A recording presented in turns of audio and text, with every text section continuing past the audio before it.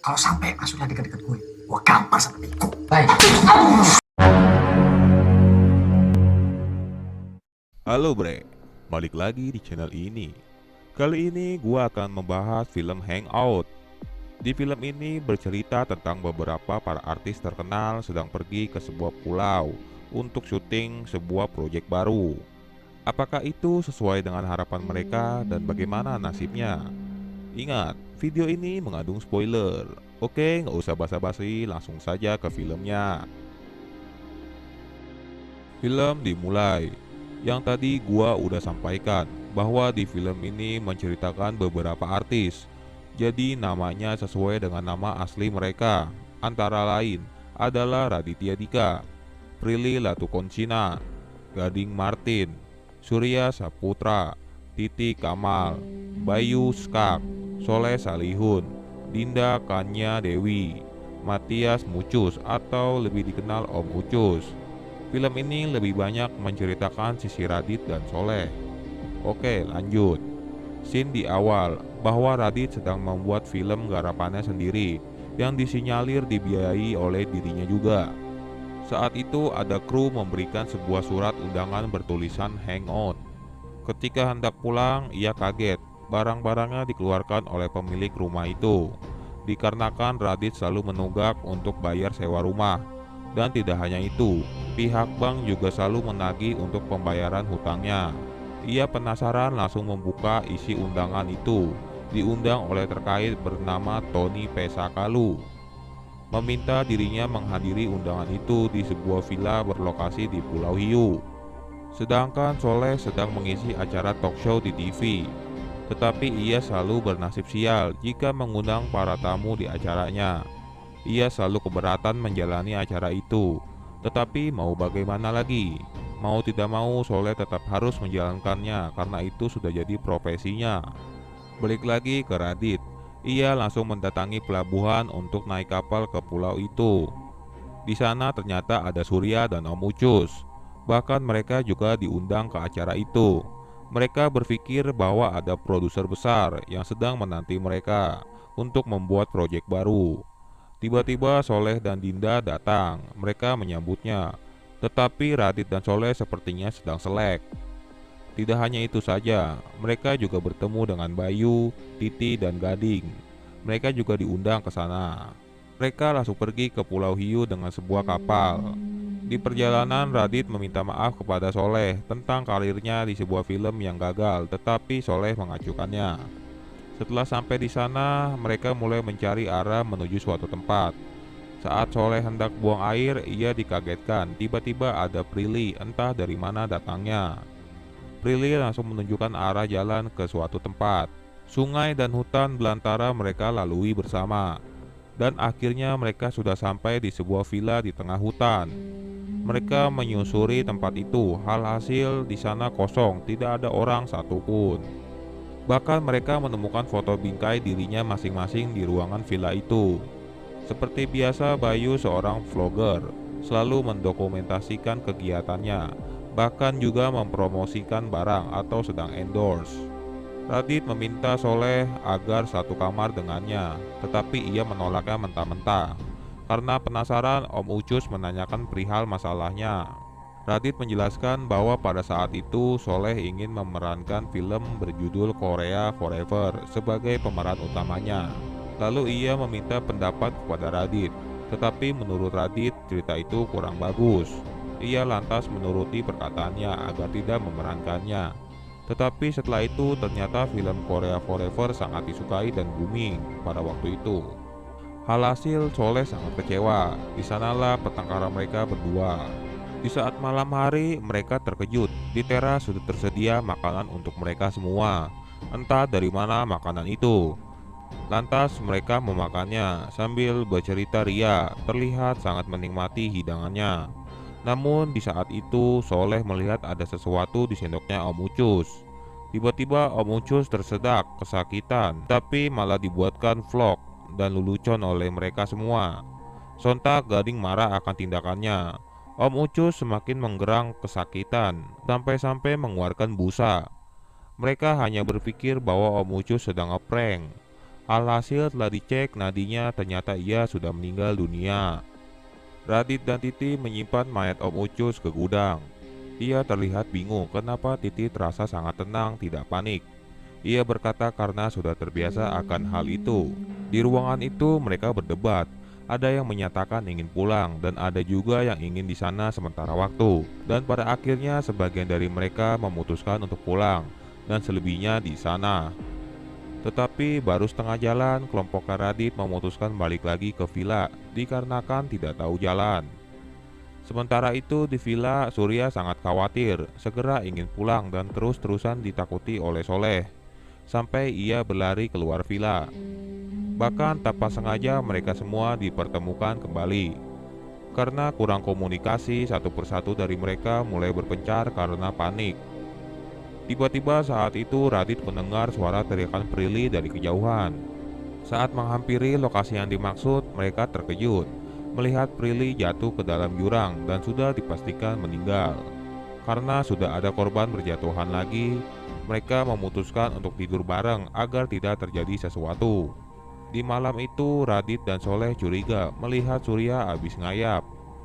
Di paginya mereka dibagi dua kelompok, yaitu tim Titi bertugas memburu hewan dan tim Surya bertugas mencari air bersih. Tim Titi melihat ada seekor kelinci. Ia langsung beraba-aba melempar pisau. Naas, tidak sesuai dengan dugaan. Pisau itu nancap ke tangan Dinda. Setelah gagal, mereka mencoba memburu hewan lain, yaitu landak. Tidak sesuai dugaan lagi. Pisau yang Titi lempar lagi-lagi mengenai Dinda. Ketika sudah mendapatkan pemburuan itu, di perjalanan Titi melihat ada sepintas benang melintang. Tiba-tiba ada kayu melontar cepat ke arahnya hingga ia tertancap.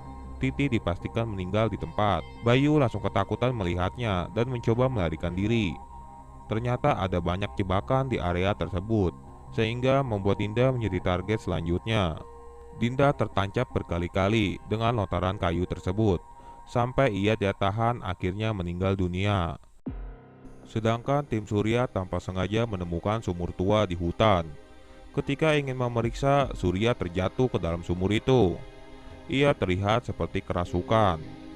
Pada akhirnya mereka berunding berpendapat bahwa mereka ini sedang dijebak oleh seseorang. Bahkan Surya semenjak terjatuh dari sumur itu, ia semakin bertingkah aneh, tidak seperti biasanya, membuat semua orang takut dengannya. Kadang-kadang marah, nangis juga pun tidak jelas jadinya. Mereka mulai mencurigai Surya atas kejadian itu semua. Lalu Surya meminta mereka membuat sandiwara agar dapat menghiburnya, karena takut mereka mengabulkannya. Di tengah drama konyol itu, mereka meminta agar menyudahinya karena semakin gak benar permintaan Surya ini. Ia langsung marah-marah tidak terima. Di saat tidur malam hari, Radit terbangun karena bermimpi Soleh membunuh dirinya. Sementara di sisi Bayu pada waktu itu ia sedang membuat vlog tentang penderitaannya selama di villa tersebut. Ia mempunyai firasat bahwa dirinya juga akan bernasib sama dengan yang lain. Ketika ingin mengambil tisu, ia menyadari ada yang janggal. Ia langsung memberitahu kepada Radit bahwa pembunuhnya ada di salah satu dari mereka.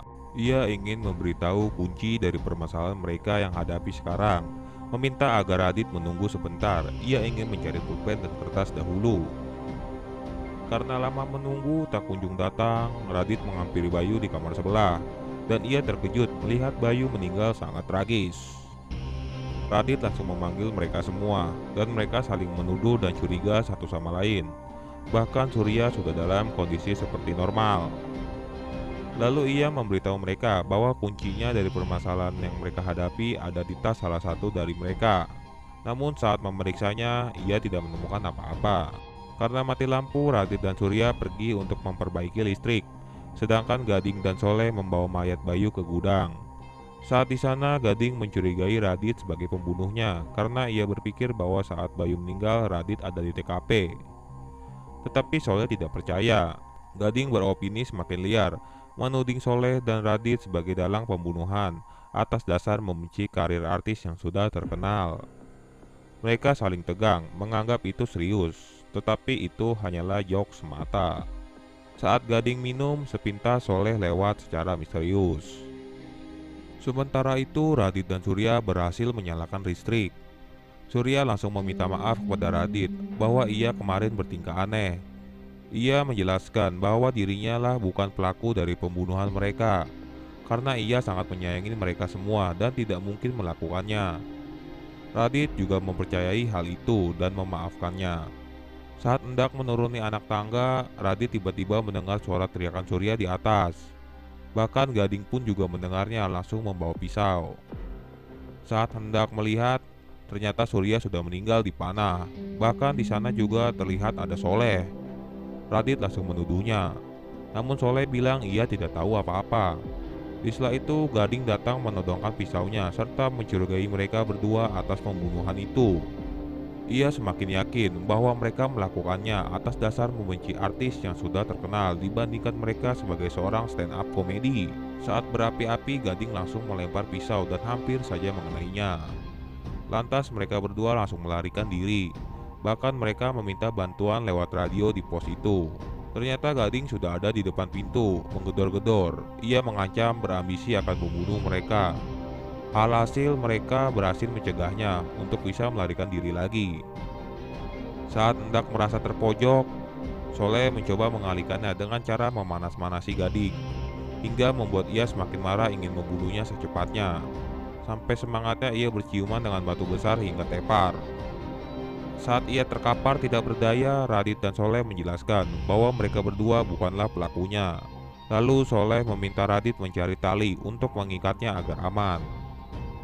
Saat Radit kembali mencari tali, ia terkejut melihat Gading sudah meninggal dengan cara ditembak di kepala dan tertusuk pisau. Lagi dan lagi ada Soleh juga di sana. Radit langsung pasti menuduhnya, akan tetapi Soleh menepis bahwa dirinya habis buang air kecil. Bahkan ia malah menuduh balik si Radit. Padahal Soleh yang meminta Radit mencari tali sebelumnya, malah Radit yang dituduh. Aneh kan? Mereka sudah saling curiga tingkat akut. Pada saat hari itu di villa diguyur hujan, Radit membuat rekaman suara, memberikan petunjuk bagi siapa saja yang menemukan handphonenya suatu saat nanti yang jelasnya ia pasti sudah meninggal. Bahwa telah terjadi pembunuhan kepada para aktor dan artis terkenal di sebuah villa. Pelakunya itu adalah Soleh Salihun. Saat hendak memasak, mereka berdua sudah saling ketakutan, was-was, serta berhati-hati, terutama Radit tentunya. Radit iseng mencoba bertanya kepada Soleh, kenapa ia terlihat tenang dan santai di saat ketegangan itu. Ia berkata bahwa memang melakukan pekerjaan ini ada bayarannya. Sontak Radit terkejut, tanpa pikir panjang semakin jelas dugaannya bahwa ia yang melakukan ini semua. Tiba-tiba saja Soleh langsung menebaskan pisaunya. Mereka berdua langsung saling ingin membunuh. Tetapi mereka gelutnya seperti bocah umur 3 tahun. Karena sudah kelelahan dan kehausan, mereka meminta gelutnya berhenti sejenak selama 45 menit.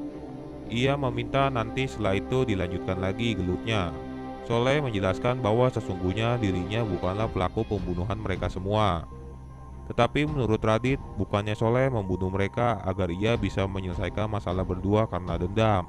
Ia berkata bahwa dirinya kalau dendam sama seseorang tidak akan sampai membunuh seperti itu. Walaupun ia sangat dendam sekalipun dengan Radit. Radit mulai berpikir bahwa tinggal mayat Prilly yang belum dievakuasi. Serta ada kejanggalan bahwa di tas Prilly tidak ada undangannya sebagaimana mereka semua mempunyainya. Ia mengingat bahwa Bayu sebelum meninggal meminta pulpen dan kertas dahulu untuk memberitahu kata kuncinya. Ternyata Tony P. Sakalu itu kalau susunan hurufnya dirubah menjadi P. Latu Konsina. Tiba-tiba anak panah melesat ke telinganya Soleh. Ternyata itu adalah ulahnya Prilly. Mereka terkejut kenapa Prilly masih hidup. Ia bilang bahwa semuanya sangat bodoh karena kematiannya ia palsukan demi bisa melancarkan rencana pembunuhannya. Dan sudah jelas ia sebagai pelaku utama di balik pembunuhan itu. Mereka langsung melawannya dan melarikan diri hingga mereka bersembunyi di dalam lemari. Prilly membeberkan alasannya kenapa dirinya bisa melakukan ini semua. Pada saat itu di pernikahan Om Ucul semua orang berkumpul di satu meja yang sama bersembilan. Radit bilang bahwa ia mempunyai rencana film bebas tanpa skrip untuk mereka bersembilan, tanda kutip hangout gitulah. Nah, sehingga mereka tidak tahu nih bahwa Prilly ditelepon oleh pihak rumah sakit, bahwa ayahnya sedang sakit keras dirawat. Mereka memanggil Prilly agar segera kumpul kembali ke meja itu. Mereka hanya mengira bahwa Prilly ditelepon oleh seseorang, pacar atau apalah gitu. Dan setelah selesai acara itu ternyata ayahnya telah meninggal dunia. Ia mengungkapkan kekesalan dan kesedihan itu meluap-luap. Ia sangat gembira mempunyai tujuan itu agar keluarga dari mereka merasakan apa yang ia rasakan pada saat itu. Radit memberikan aba-aba agar bisa keluar saat hendak Prilly membuka lemari itu dan berhasil melarikan diri ke hutan serta bersembunyi di balik pohon yang besar. Lagi-lagi Soleh mencoba triknya memanas-manasi Prilly. Ia berniat mengorbankan dirinya agar bisa dipanah supaya panahnya habis dan Radit bisa menyerangnya. Tetapi mereka tidak tahu bahwa Prilly juga mempunyai senjata pistol. Ia merasa sangat puas di kala itu. Soleh dan Radit tidak menyangka bahwa Prilly secantik itu bisa berbuat jahat melakukannya. Merasa paling benar, ia langsung marah-marah, tidak terima menyebut dirinya sebagai orang jahat. Radit merasa jengkel kenapa pada saat itu ia tidak terbuka. Sehingga jikalau terbuka, mereka semua pasti akan membantunya. Prilly hanya terdiam menyimak. Bahkan karena atas kesalahpahaman itu, membuat ia berakhir membunuh satu persatu teman dekatnya. Tetapi ia tetap malah merasa jalannya sudah benar. Radit memberitahu, mengatakan bahwa ayahnya ketika masih hidup, ia pernah berpesan kepada teman yang lainnya juga, agar menjaga Prilly di saat ia sudah tidak ada, karena Prilly sudah tidak punya siapa-siapa lagi selain ayahnya itu. Radit menegaskan jika Prilly sesudah membunuh mereka berdua nantinya, ia sudah tidak punya siapa-siapa lagi untuk menjaganya. Prilly langsung bersedih, merasa menyesal telah melakukan perbuatan itu. Radit juga sudah mengamankan pistolnya.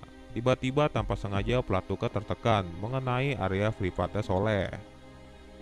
Dan pada akhirnya polisi tiba ke lokasi. Setelah selamat atas kejadian itu, Radit dan Soleh membuat layanan aplikasi khusus bernama Bantu Teman yang terinspirasi dari kejadian mereka. Lalu setelahnya mereka menjenguk Prilly di penjara. Soleh mencoba menghiburnya di sana agar suasananya ceria tidak tegang. Pada saat hendak makan, Soleh meminta maaf kepada Radit persoalan tentang film Korea Forever itu yang membuat mereka berdua menjadi musuhan. Soleh menyadari bahwa sesungguhnya Radit menjaganya agar ia tidak terjerumus dalam keputusan-keputusan buruk. Namun kata Radit, namanya juga sahabat, selalu membantu dan menjaga satu sama lain. Dan di bagian ini Soleh pergi ke toilet, hendak buang air. Air kencingnya itu muncrat bleber kemana-mana. Ia berpikir bahwa memang sudah nasibnya begitu, dan film pun berakhir. Di film ini ada pelajaran yang bisa dipetik, yaitu kita sebagai manusia berstatus sosial. Jika seseorang atau teman sedang kesusahan, sudah layaknya kita saling membantu. Dan jika itu mempunyai masalah, segera diselesaikan secara kepala dingin. Dan biasakan kita juga selalu terbuka, tetapi terbuka kepada orang yang kita percaya dan tepat tentunya, agar bisa cepat menyelesaikan masalah yang dihadapi, supaya itu masalahnya tidak berlarut-larut, agar tidak melakukan hal yang tidak diinginkan. Kalian ingin menontonnya? Silakan ditonton saja, oke? Jangan lupa di like, comment, and subscribe. Kita akan bertemu di next video. Bye.